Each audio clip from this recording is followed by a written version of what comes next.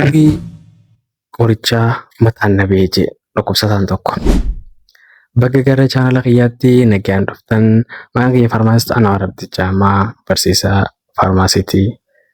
Barumsa kiyya keessatti osoo fataa nama hin goone calqee nama barsiisus hin jaaladhu durumarraa'u. Sana jechaan seenaa fataa nama gootuun ergaa dabarsuu kan hin barbaaduuf saniif. Gaaf tokko ogeessi fayyaa tokko osoo haasawaa jirru ogeessi maal naan jedhee seenaa takka akkana seenaa hime.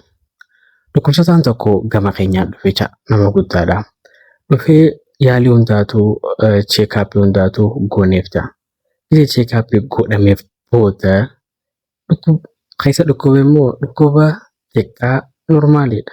Dhukkubbi bichaatti dhaga'a malee infekshinii biraallee takka illee akka hin qabne beekan. Obboo kana dooktarri kiniin dhukkubbiidhaa kan liqimsee takka fayyuu kanneef. Waan dhukkubsataan ani kiniin hin fudhadhu. Kiniin fudhadheetis hin beeku innis hin liqimsu ana kaniin barbaadu marfi dhajee giggalchi lole. Gisee lolu sossoban himaniif eessaa fudhatu. Ani marfee malee hin fudhadhu jee giggalche. Obboo kana dooktarri ayili qaba waan taateef yaadni tokko sammuu isaa keessa dhufe. Obboo kana yaada sammuu isaa keessa dhufe kana gara hojiitti daddafee jijjiire. Maal godhee bishaan steralaayizii forenjashiin irraa fayyadamu jechuun bishaan qulqulluu qaama namaa keessa seenus kan miidhaa hin fidne san sirinjitti waraabbate. Eega waraabbate booda alkool jibriidhaan tuqeetitti jiisee marfee saniin qaama isaa dura jira waan taateef isa achirra direetitti daddaffiidhaan mataa irratti jibrii alkool qabu san mataa gubbarratti godhe. Gisee godhu dhukkubsataa kun maal jeeseeti? Jee oowwi qorichaa mataan na beekee bakka fayyeetiin jira fayyee jeetitti gammachuudhaan ka'ee jechuudha. Innaa seenaan tuni maal ibsitee ergaansii maal akka taate asirratti ni sinima.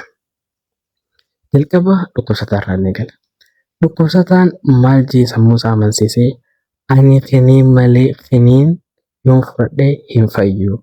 Yoon marfee fudhadhe malee hin ta'u.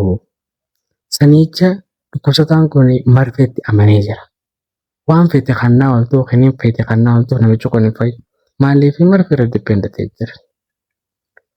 Ogeessi fayyaa immoo dhukkubbii akkasii noormaalii saniif marfee ajajamuun dhorkaadha akka seeraattis. Maaliif kiniinonni fayyisa waan taateef inni miilaan diimaa fayya qaba. Dila siimite. Saniifuu saniif diti.